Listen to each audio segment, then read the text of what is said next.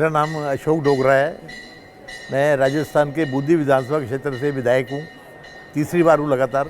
पहले 2008 में जीता, फिर 2013 में, फिर 2018 में। अभी वापस दिसंबर में चुनाव है और बीजेपी से हूँ मैं।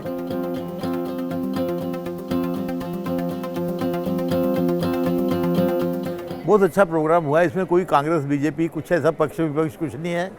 सब मिलके यदि देश के उन्नति के लिए सोचें और अपनी कंस्टिट्यूएंसी के जो गरीब आदमी हैं उनके उत्थान के लिए प्रयास करें तो बहुत सार्थक होगा। ये तो बहुत अच्छा प्रयास है जिसका भी है।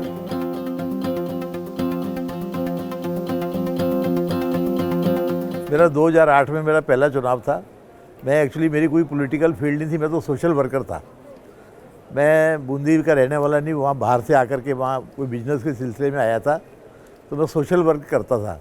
ये मेरी बचपन से ही सोशल वर्क की आदत थी। उस वजह से मुझे टिकट जो मिला वो सर्वे के आधार पे मिला।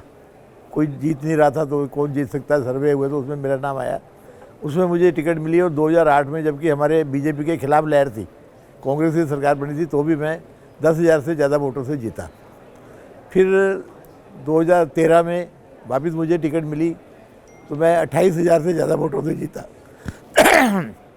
मेरे सामने कांग्रेस की जो राष्ट्रीय महिला आयोग की अध्यक्ष, जिसको केंद्र सरकार का मंत्री का दर्जा था, वो खड़ी थी, वो भी हारी। फिर तीसरा चुनाव भी मैं वहीं से 2018 में जीता और तीनों बार अभी भी जो राज आया वो कांग्रेस का हमारे खिलाफ ही हवा थी, तो भी मैं चुनाव जीता हूँ।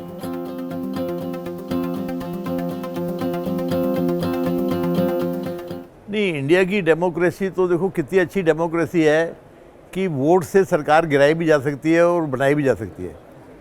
अब आज कर्नाटक में केंद्र में बीजेपी की सरकार है, कर्नाटक में और हिमाचल में बीजेपी हार गई है ना सर।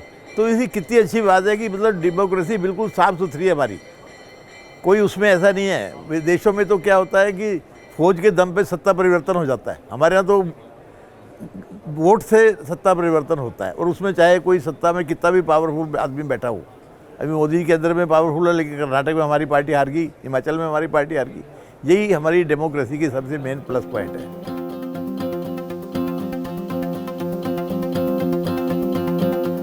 नहीं, अपनी देखो, मेरे तो 15 साल का राजनीतिक जीवन है। 2008 में पहला चुनाव लड़ा और जीता, और 2023 में अभी है।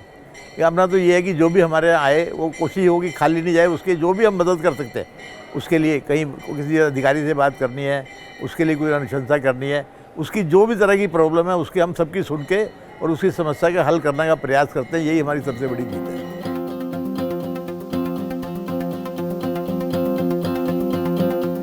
देखो, एडवाइस तो ये है कि जो भी जनप्रतिनिधि होता है वो जनता का सेवक होता है। उसको एक तो कोई अहम नहीं होना चाहिए, अहंकार नहीं होना चाहिए। जनता ही ऊपर बिठाती है, जनता ही उतार देती है। उसका काम तो जनता की सेवा करना है। आज भ्रष्टाचार के नाम पे नेता लोग इतने बदनाम हैं, जबकि एक्चुअली यदि आदमी को सेवा करना है तो राजनीति में आए, यदि पैसे कमाने हैं तो व्यापार करे, उसमें खूब अपना कमाएगा।